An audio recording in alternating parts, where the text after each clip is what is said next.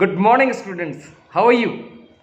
So today we are starting the new chapter of auditing. Last time I upload some study material relating auditing. So first of all, I just want to give you the brief introduction of auditing. And आज हम बात करेंगे origin and growth of auditing.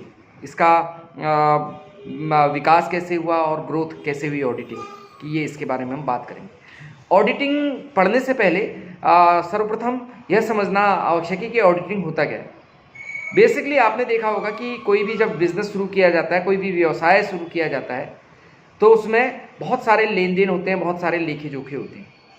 कोई भी जो व्यवसाय है, कोई भी जो बिजनेस है, ये जब शुरू होता है तो उसके बाद इसके फाइनेंशियल पोजीशन को जानने के लिए अकाउंट्स बनाए जाते हैं, बैलेंस शीट बनाई जाती है और अन्य चीज़ें बनाई जाती हैं। और इन्हीं बैलेंस शीट से, इन्हीं प्रॉफिट एंड लॉस अकाउंट से बिजनेस की प्रॉफिटेबिलिटी और उसकी एसेट्स और लाइबिलिटीज़ का पता चलता है।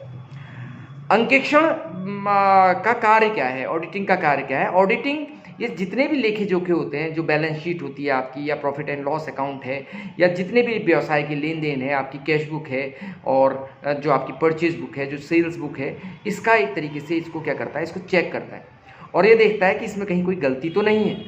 अगर इसमें गलती है तो ऑडिटर बताता है कि साहब इसमें ये गलती है और इस तरीके से इसमें ये काम होना चाहिए। तो बेसिकली ऑडिटर क्या करता है, एक तरीके से चेक रखता है। अगर आप छोटे व्यवसायों की बात करें, एकल व्यवसायों की बात करें, जिसको सोल प्रोप्राइटरशिप कहते हैं, जैसे सारी जो जैसे दुकानें हैं जिसका स्वामी एक ही होता है, तो वो अपने लेन देन का हिसाब किताब खुद रखता है। साझेदारी में साझेदारी अपने लेन देन का हिसाब किताब रखते हैं, साझेदार रखते हैं। अगर साझेदारी बहुत बड़ी हो गई तो वो भी ऑडिटर की नियुक्ति करते हैं। और जनरली ये ऑडिटर एक चार्टर्ड अकाउंटेंट होता है। कौन होता है? चार्टर्ड अकाउंटेंट होता है। तो ये ऑडिटर क्या करता है, और इसके अलावा ऑफिसेज में भी, बड़े बड़े कार्यालयों में, ऑफिसेज में, कंपनी में इंटरनल ऑडिट की भी व्यवस्था होती है कि जो अपने साल भर के जो लेखे जोखे हैं, वित्तीय जो लेन देन है, इनको चेक करने के लिए इंटरनल ऑडिट भी होता है और बाद में एक्सटर्नल ऑडिट भी कराते हैं। कंपनी अधिनियम के अंतर्गत ये अनिवार्य कर दिया गया है कि जो बड़ी कंपनियां हैं, जो सार्वजनिक क्षेत्र की कंपनियां हैं, जो फिर शेयर होल्डर्स वाली कंपनियां हैं, उनको जरूरी रूप से it is mandatory for those companies to conduct the annual auditing in their places. इसको चार्टर्ड अकाउंटेंट करता है। तो हम ये कह सकते हैं कि auditing is a important and professional work. It require lot of skills, और इसी ये जो स्किल वाला आदमी होता है जनरली ये चार्टर्ड अकाउंटेंट होता है। चार्टर्ड अकाउंटेंट बनने के लिए institute of chartered accountant of India है, उसकी परीक्षा पास करनी पड़ती है और उसके बाद ऑडिटर के रूप में चार्टर्ड अकाउंटेंट बड़ी बड़ी कंपनियों में काम करता है। तो इसके अलावा इंटरनल ऑडिटर भी हो सकते हैं अलग अलग कंपनियों में। बेसिकली अगर मैं बात करूं ऑडिट की, अंग्रेजी भाषा के शब्द ऑडिट, AUDIT शब्द लैटिन भाषा के ऑडिटरी शब्द से बना है, जिसका अर्थ होता है हियर, टू हियर या सुनना। बेसिकली प्राचीन काल में हिसाब किताब रखने की प्रणाली जो थी वो पूर्ण नहीं थी, अपूर्ण थी। उन दिनों व्यावसायिक संस्थाएं छोटी छोटी होती थी और उनके पास अधिक पूंजी न होने के कारण उनके दैनिक लेन देन कम होते थे। लेकिन धीरे धीरे अल्टीमेटली मानवता का भी विकास होता गया, बिजनेस भी बढ़ा, और अल्टीमेटली क्या हुआ, जब बिजनेस बहुत बढ़ गया तो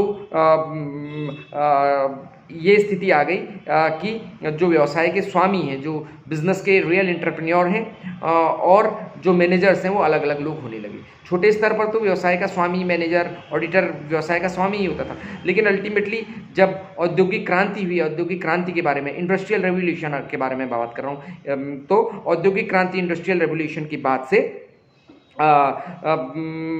कंपनी में प्रबंध व स्वामित्व अलग अलग लोग करा करते थे, क्योंकि उनका प्रबंध संचालक मंडल द्वारा किया जाता था, जबकि अंशधारी कंपनी के स्वामी होते हैं। बेसिकली जो कंपनीज हैं उसका जो मैनेजमेंट होता है वो किसके द्वारा किया जाता है? एक मैनेजमेंट की पूरी बॉडी होती है और एक बोर्ड ऑफ डायरेक्टर्स होता है, उसके द्वारा उसका प्रबंध किया जाता है, और जो शेयर होल्डर्स होते हैं वो उसके क्या होते हैं?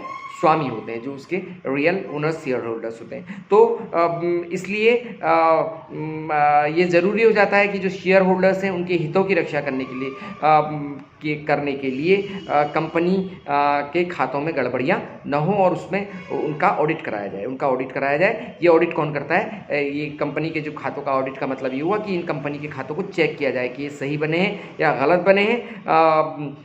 बेसिकली इसको चेक करने के लिए ऑडिटिंग कराई जाती है और कंपनी अधिनियम के अंतर्गत बेसिकली क्या करना है कि साहब जो ऑडिटिंग है ये एक इम्पॉर्टेंट काम है और it is mandatory for the companies. Okay, basically अगर मैं बात करूं इंडिया में ऑडिटिंग की बात करूं तो I am going to assign a work with this because there is a limitation of lectures. Okay, मैं 8-9 मिनट से ज़्यादा का बड़ा लेक्चर नहीं बना सकता, तो इसलिए अगर मैं ऑडिटिंग की बात करूं, भारत में ऑडिटिंग के बारे में बात करूं, it is given in your book.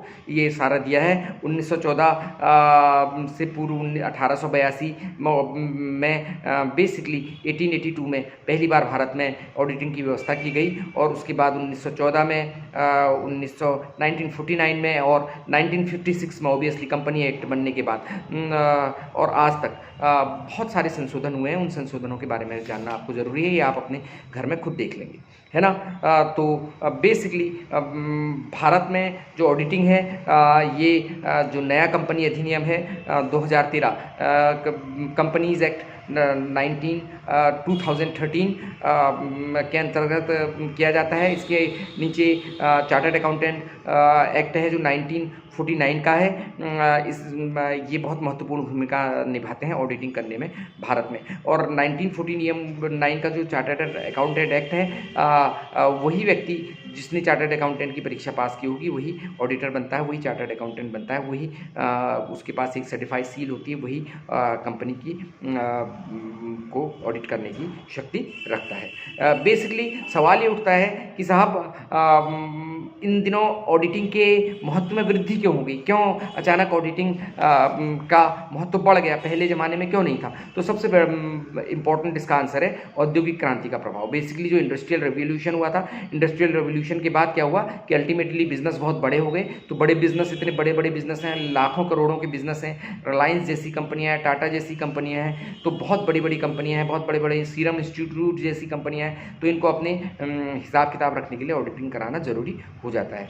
Basically दूसरा रीज़न ये है कि जब बिज़नेस बढ़ा तो कंपनियां जो बिज़नेस का जो स्वरूप था वो सोल प्रोप्राइटरशिप से बदलकर पार्टनरशिप से बदलकर किसकी तरफ चली गया, कंपनियां बन गई। तो कंपनियों में ऑडिटिंग कराना आवश्यक है, अनिवार्य है, इट इज़ मैंडेटरी। अगर मैं बात करूं टैक्सेशन की बात करूं, अगर टैक्सेशन की बात करूं, कंपनियों में हर साल बहुत सारा टैक्स कैलकुलेट करना पड़ता है उनको गवर्नमेंट को चुकाने के लिए, तो इसलिए भी ऑडिटिंग कराना ज़रूरी होता है। गवर्नमेंट के भी कुछ नॉर्म्स होते हैं, स्टेट गवर्नमेंट्स के या फिर सेंट्रल गवर्नमेंट के, उनको पूरा कराने के लिए ऑडिटिंग कराना ज़रूरी होता है। और एवं ऑल आजकल जो सोशल एक रिस्पॉन्सिबिलिटी की बात हो गई, सोशल ऑडिटिंग की बात हो गई, ये भी एक इम्पॉर्टेंट इसमें पार्ट अदा करता है। इसलिए अपने जो कंपनियां अपना ऑडिटिंग इसलिए भी कराती हैं कि उसके सोशल उद्देश्यों की पूर्ति भी की जा सके और उसको पता चल सके कि वास्तव में उसका कितना लाभ हानि हो रहा है। इसके अलावा बहुत सारे जो डिसीजंस होते हैं कोर्ट्स के और इसके अलावा जो international, because you all know that today's business is a global business. In this global world there are number of business compulsions for the companies. तो क्योंकि MNCs हैं, अगर मल्टीनेशनल कंपनीज़ हैं तो उनको जो इंटरनेशनल अकाउंटिंग जो स्टैंडर्ड्स हैं उनका पालन करना पड़ता है, तो इसलिए भी ऑडिटिंग आवश्यक हो जाता है। तो ये सारे रीजंस हैं जिसके कारण ऑडिटिंग का महत्व बढ़ गया है। तो ये this was the brief introduction of auditing for today. और आप के लिए मैं एक क्वेश्चन लिख के भेज रहा हूँ, इसमें आप इसको सॉल्व करेंगे। Wish you all the best and above all whenever I got time मैं आपके लिए लेक्चर डिलीवर करूँगा और आपको ये मैं लिंक भेज रहा हूँ। My name is doctor Vinay Chandra Joshi. Okay बेटा, हैव अ नाइस डे।